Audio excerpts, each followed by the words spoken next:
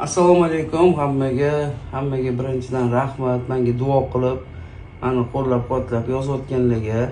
Men abdominni plastika liposatsiya qildirganman 3-mart kuni.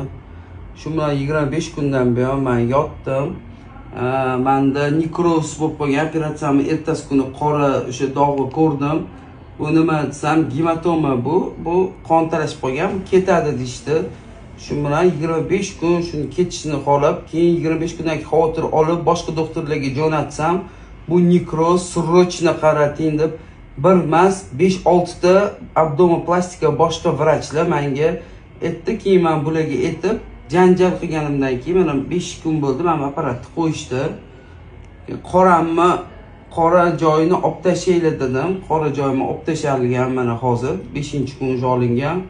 Qo'lni qorin ochilib yotibdi, yog'i bilan mana shu apparat gubka qo'yib qo'yilgan.